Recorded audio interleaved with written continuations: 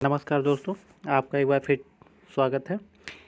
दोस्तों, हम लोग जो है बायोलॉजी या साइंस घटना चक्र 2022 के अंतर्गत हम लोग जो है वर्गीय या टेक्सोनॉमी के वीडियो देख रहे थे, जिसमें हम लोग जो है 55 नंबर क्वेश्चन जो था वहाँ तक कंप्लीट कर चुके थे। ये चूँकि बड़ा चैप्टर है, यहाँ से क्वेश्चन बहुत ज़्यादा आते हैं, तो यहाँ प्रश्नों की संख्या ज़्यादा होने का इसको हम लोग 2 से 3 पार्ट में कंप्लीट करेंगे। तो आज हम लोग शुरू करते हैं 56 नंबर से, और इसके पहले वीडियो में 55 क्वेश्चन तक हो चुका है, उसको आप प्ले लिस्ट से देख सकते हैं।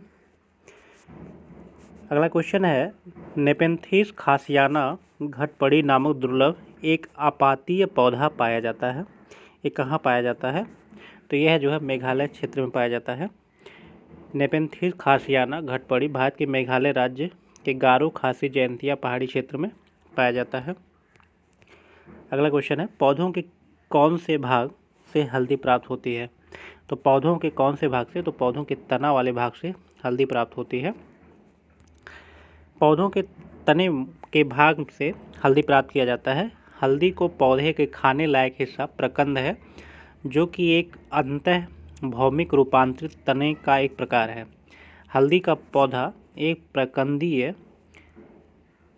बहुवर्षीय साकी पौधा है, जिसका वानस्पतिक नाम कुरकुमा लौंगा होता है तथा यह कुल जिंजीबरेसी के अंतर्गत आता है। इसकी उत्पत्ति स्थल उष्णकटिबंधीय दक्षिण एशिया है, जिसका उपयोग औषधि, मसाले तथा रंग कारक इत्यादि के रूप में किया जाता है। अगला क्वेश्चन है, हल्दी के पौधे का खाने लायक हिस्सा कौन सा है? तो हल्दी के पौधे का जो है प्रकंद होता है खाने लायक हिस्सा। फलों का वह प्रकार जिसमें लीची को रखा जा सकता है, तो लीची को ड्रूप के प्रकार में रखा जाता है। लीची एक उष्णकटिबंधीय फल है। एक उष्णकटिबंधीय फल है लीची। यह सोपोबेरी परिवार का सदस्य है। यह एक प्रकार का ड्रूप है। ड्रूप ऐसे फल को कहते हैं जिसके बाहरी छिलके और गूदे के अंदर एक सख्त गुठली होती है, उसको ड्रूप कहा जाता है। ठीक।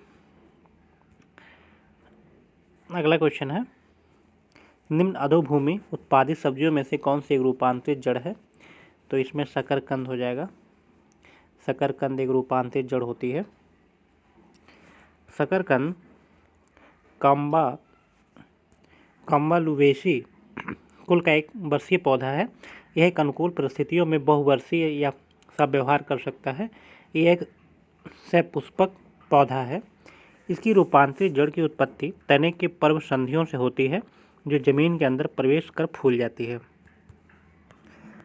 अगला क्वेश्चन है, निम्नलिखित पादपों में से किसका संग्रह अंग तना नहीं है? तो शकरकंद का अंग तना नहीं है, बाकी अदरक, गन्ना, आलू ये तीनों तना है। गन्ना, अदरक, आलू तने के रूपांतरण अर्थात इनका संग्रह अंग तना है, जबकि शकरकंद का संग्रह अंग जड़ या कुंभी रूप होता है। शकरकंद जो है जड़ होता है, जबकि आलू, गन्ना, अदरक ये तना का है, और यह मूलांकुर से विकसित होता है शकरकंद।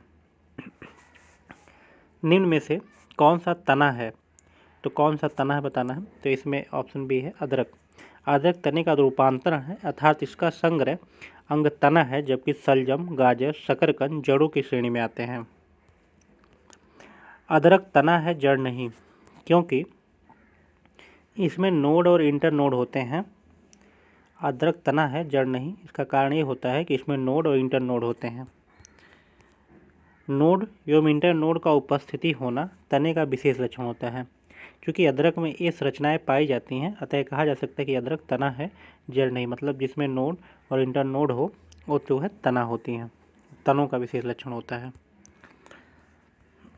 अगला क्वेश्चन है, प्रकंद। प्रकंद स्तंभकंद, शल्ककंद और धनकंद, और मिलान करना है लहसुन, जिमीकंद और अदरक और आलू। ठीक, तो इसमें देख लेते हैं। प्रकंद जो हो जाएगा वो अदरक हो जाएगा तना, और स्तंभकंद आलू हो जाएगा, और शल्ककंद हो जाएगा लहसुन, और घनकंद हो जाएगा जिमीकंद या सूरन। प्रकंद अदरक हो गया, स्तंभकंद आलू हो जाएगा, सलकंद लहसुन हो जाएगा, धनकंद जिमीकंद या सूरन हो जाएगा। अगला क्वेश्चन है, निम्न में से कौन सा रूपांतरित स्तंभ है? तो रूपांतरित स्तंभ इसमें क्या हो जाएगा? आलू। आलू एक अंतः भौमिक रूपांतरित स्तंभकंद है जिनमें भोजन का संचयन हो जाता है और इसका प्रयोग भोज्य पदार्थ के रूप में किया जाता है। इसमें अनेक कलिकाएं पाई जाती हैं जो वृद्धि कर नए पौधों के रूप में ले लेती हैं। आलू एक कंद है। आलू एक भूमिगत रूपांतरित तना है जिसे कंद कहते हैं। ये लगभग गोलाकार होते हैं। भूमिगत शाखाओं के अंतिम सिरों के फूलने से इनका विकास होता है। कंदों के पार्श्व भाग तथा शिखर पर कलिकाएं या बड्स पाई जाती हैं। आलू की आंखें पर्व संधियों को प्रदर्शित करती हैं जिनसे नए पौधे का विकास होता है। अगला क्वेश्चन है, निम्न में से कौन सा एक कवकों उच्चतर पादपों की जड़ों के बीच उपयोगी प्रकार्यक सहचर्य है जिसमें जैव उर्वरक, प्रवाल मूल, लाइकेन और कवक मूलक। तो इसमें कवक मूलक हो जाएगा। जो कवक मूलक है, कवकों तथा उच्चतर पादपों की जड़ों के मध्य उपयोगी प्रकार्य सहचर फंक्शनल एसोसिएशन जिससे वे एक दूसरे से लाभान्वित होते रहते हैं। इसमें कवक मृदा से खनिज लवण और जल को सोखकर उच्च स्तरीय पादपों को पहुंचाता है, जबकि उच्च स्तरीय पौधा बदले में भोज्य पदार्थ तैयार कर कवक को उपलब्ध कराता है। अगला क्वेश्चन है, माइकोराइजा एक सहजीवी संबंध है। माइकोराइजा तो माइकोराइजा जो है कवक और पौधों के मध्य जो है सहजीवी संबंध को व्यक्त करता है। माइकोराइजा फलीदार पादपों की जड़ों में उपस्थित गांठों में पाए जाने वाले नत्रजन स्थिरीकरण जीवाणु है। तो ये सहजीवी होते हैं, जैसे राइजोबियम, ये जो फलीदार पौधों के अरहर हो गया, मटर हो गया, इन सब के जो है जड़ों में उपस्थित होते हैं और नाइट्रोजन का स्थिरीकरण करते हैं। तो फलीदार पादपों की जड़ में मौजूद गांठों में पाए जाने वाले विशेष जीवाणु राइजोबियम सहजीविता का जीवन यापन करते हैं, जहां एक ओर ये जीवाणु नाइट्रोजन यौगिकीकरण द्वारा नाइट्रोजन को नाइट्रेट में बदलकर पौधे को उपलब्ध कराते हैं, वहीं दूसरी ओर यह फलीदार पौधा इन्हें आवास तथा भोजन उपलब्ध कराता है। ठीक। अगला क्वेश्चन है, मटर पौधा है। तो मटर पौधा जो है क्या है? एक साग है। मटर पौधा एक द्विबीजपत्री शाकीय तथा एक वर्षीय पौधा होता है। इस पौधे का तना कमजोर होता है, अतः इसमें सहारे के लिए प्रतान पाए जाते हैं। यह कुल लेगुमिनेसी के अंतर्गत आता है। अगला क्वेश्चन है, लौंग है। तो लौंग क्या होती हैं? ये जो है बंद कलियां होती हैं।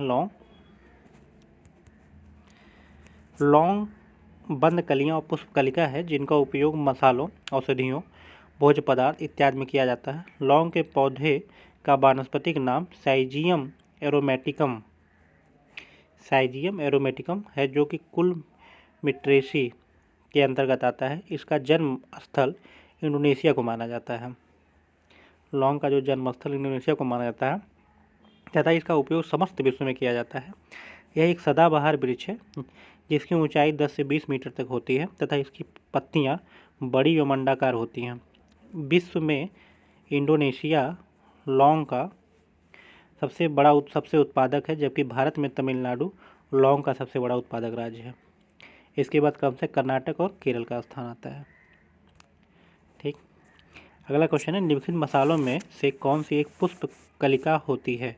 तो हम लोग देख चुके हैं, लौंग होती है पुष्प कलिका।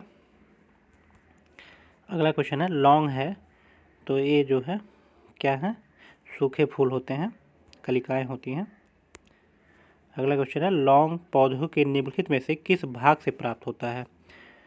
तो ये जो है शुष्क पुष्प कली से प्राप्त होता है। डी ऑप्शन सही है। अगला क्वेश्चन है, लौंग निम्नलिखित में से किसका निरूपण है? तो ये फूल कली का निरूपण है लौंग। अगला क्वेश्चन है, लौंग एक मसाला पौधे के किस भाग से प्राप्त होता है? तो सेम क्वेश्चन चल रहा है, फूल की कली है। अगला क्वेश्चन है, मिलान करना है कि कौन सुमेलित नहीं है।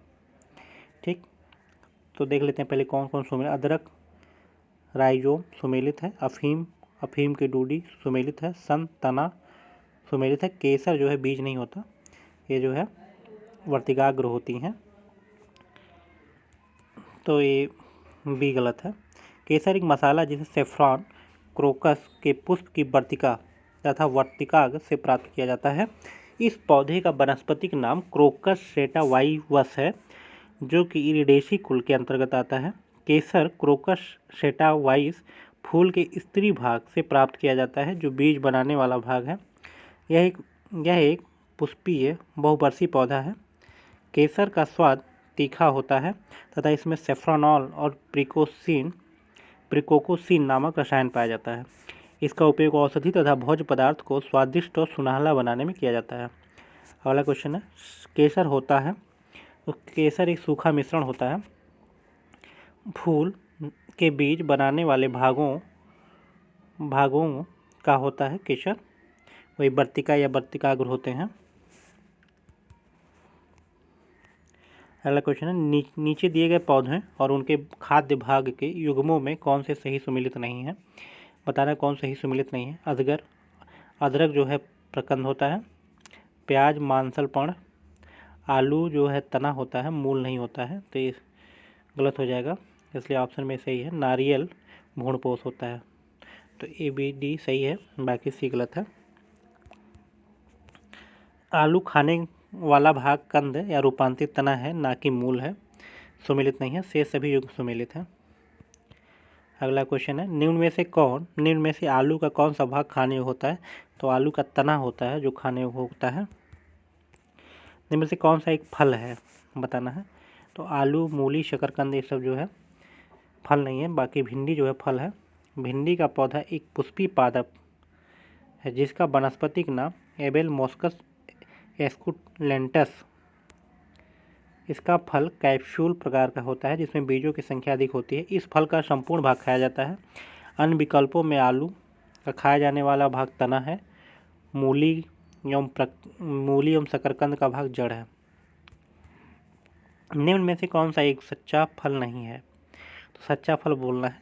सच्चा फल कौन नहीं है। सेब कच्चा फल नहीं होता है, सेब काजू ये सब हैं, कच्चे फल नहीं हैं।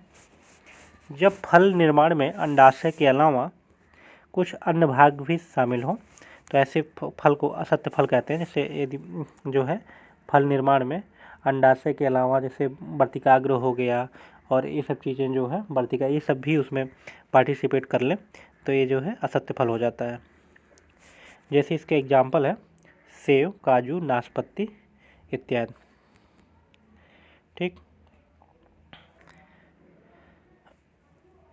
अगला क्वेश्चन है, पादप कली है। तो पादप कली है एक भ्रूणीय टहनिका।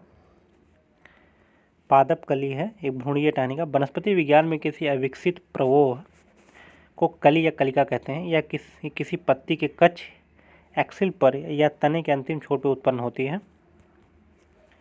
कार्क निम्नलिखित में से किस पेड़ से प्राप्त किया जाता है। जो कार्क है वो जो है क्योकर्स पेड़ से प्राप्त किया जाता है। कार्क ओक नामक वृक्ष की छाल से बनता है जिसका वानस्पतिक नाम क्वेकर्स सुबर है। यह इस पौधे की उत्पत्ति स्थल भूमध्य सागरीय क्षेत्र है। कार्क अनियमित आकार का, पतली भित्ति वाला तथा मोम युक्त कोशाओं वाला होता है। अगला क्वेश्चन है, लहसुन की अभिलाक्षणिक गंध का कारण क्या होता है। तो हम लोग देखे थे सल्फर यौगिक होते हैं। लहसुन की अभिलाक्षणिक गंध सल्फर यौगिक की वजह से आता है। लहसुन एक अभिलाक्षणिक गंध है कारण गंधक यौगिक सल्फर यौगिक होते हैं। इसके अलावा प्याज, सरसों के तेल आदि में भी सल्फर पाया जाता है। लहसुन तेल वाष्पशील तथा महत्वपूर्ण होने के कारण सक्रिय गुण रखता है। इस तेल में सल्फर की प्रचुर मात्रा पाई जाती है जबकि ऑक्सीजन का अभाव होता है। इसमें सल्फर की प्रचुर मात्रा होती है, ऑक्सीजन का अभाव होता है।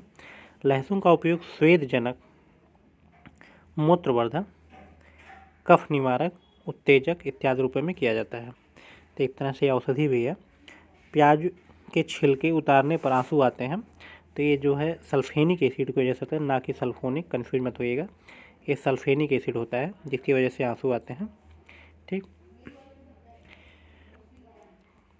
प्याज काटने पर सिंथेज नामक एंजाइम निष्कासित होता है। सिंथेज एंजाइम प्याज में उपस्थित सल्फाइड एमिनो अम्ल को सल्फेनिक अम्ल में परिवर्तित कर देता है। अस्थायी सल्फेनिक अम्ल अपने को पुनः व्यवस्थित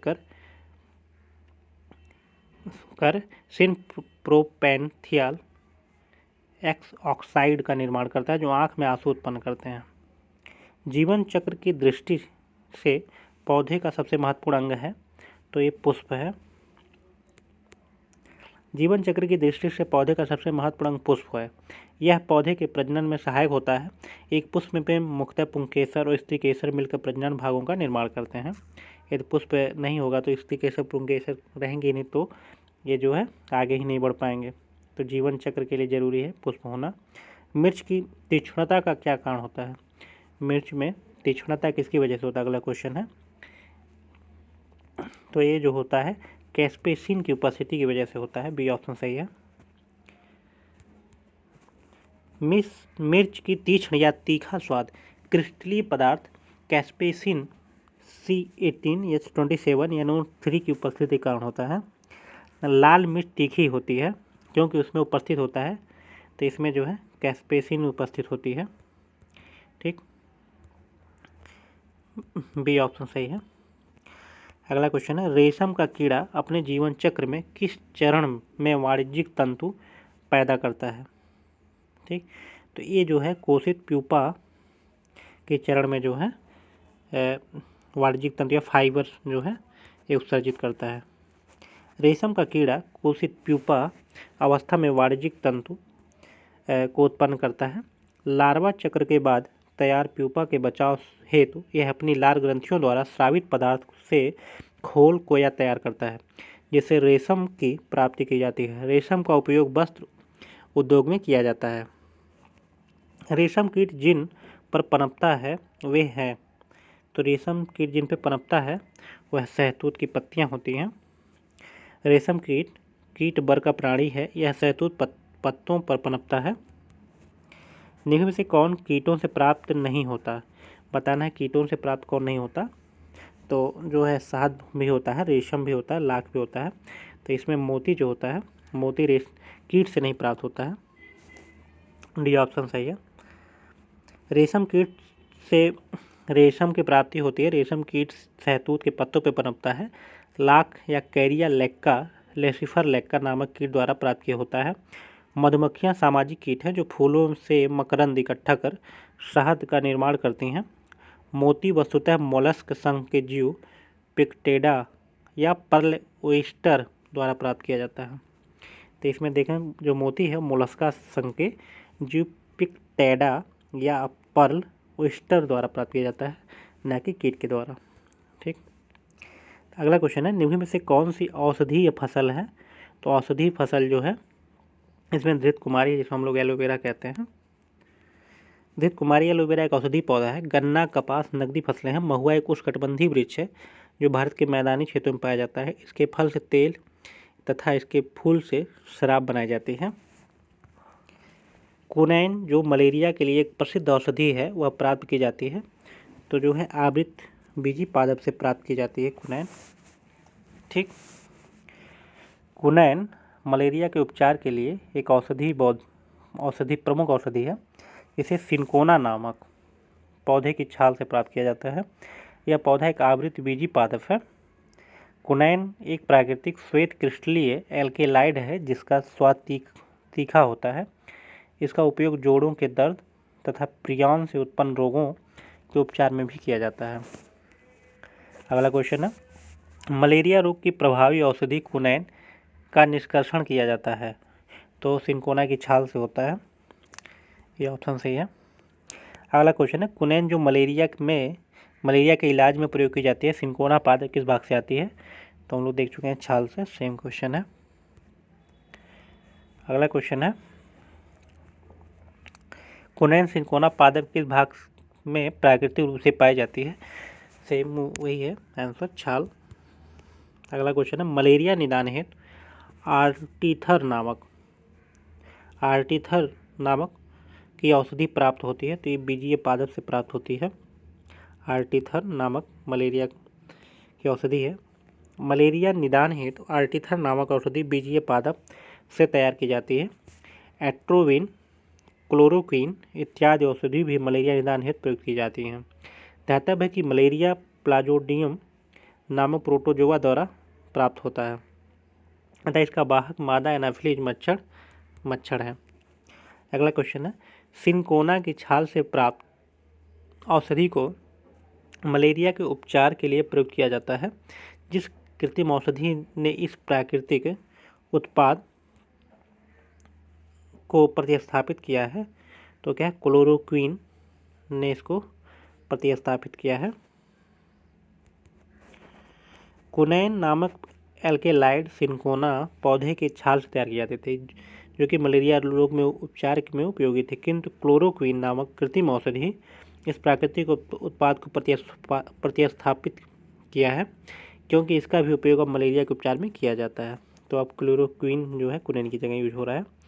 कोरोना के रोगियों के उपचार के लिए प्रयुक्त हाइड्रोपॉक्सी क्लोरोक्वीन निम्न में से किस पौधे की छाल से प्राप्त होता है? तो इसमें क्लोरोक्वीन जो है कृत्रिम दवा है, जबकि कुनैन जो है दवा, तो इसमें जो है स्टार लगा हुआ है, प्रश्न दिया है कि कृत्रिम है तो इसका कुनैन मिलती है उसकी छाल से, तो क्वेश्चन गलत हो गया है। अगला क्वेश्चन है, निम्नलिखित में से किस समूह के जीवों का डूबने से मृत्यु का पता लगाने में महत्व है? जो लोग डूब के जिनकी मृत्यु होती है कैसे पता लगाते हैं? तो ये डायटम से पता किया जाता है। एक कोषीय डायटम जीव समूहों का प्रयोग साल्यूइन 350 साल्यूइन 350 टेस्ट में डूबने से हुई मृत्यु का पता लगाने में किया जाता है। तो ये डायटम से पता लग जाएगा कि वो डूब के मरा है कि नहीं। सहतूत का फल है। सहतूत एक सोरोसिस फल है। सहतूत का फल सोरोसिस कहलाता है। यह एक प्रकार का बहु या मिश्रित फल है। अनानास, कटहल के फल भी सोरोसिस हैं, जिनके स्किन पे खुरदरा होता है। अनानास का देख लें, कटहल का देख लें, लीची का देख लें, सहतूत, ये सब सोरोसिस के अंतर्गत आते हैं। निम्न रेशों में से कौन से पौधों के तने का उत्पाद नहीं है? पौधे के तने का उत्पाद नहीं है, तो कपास जो है नहीं है, जबकि पटसन, सन, जूट ये सब तने के उत्पाद हैं, कपास नहीं है। सन, पटसन, जूट तनों के रेटिंग से रेशा प्राप्त किया जाता है, जबकि कपास फलों में स्थित बीज के बीजावरण से लगी रेशों से प्राप्त करते हैं, जो कि दो प्रकार के होते हैं। एक बड़ी जिसे लिंट रेशा तथा दूसरी छोटी जिसे फज रेशा कहते हैं। लिंट रेशे का व्यापारिक तौर पे अधिक महत्वपूर्ण है, जबकि फज रेशे कम महत्वपूर्ण है। ठीक, तो जो कपास होता है फलों में स्थित बीज के बीजावरण से प्राप्त होता है, ना कि तना से। अगला क्वेश्चन है, लेग हीमोग्लोबिन पाई जाती है। तो लेग हीमोग्लोबिन लेगुम मूल ग्रंथियों में पाई जाती है। लेग्यूम की मूल ग्रंथियों में पाई जाती है। सी ऑप्शन सही है।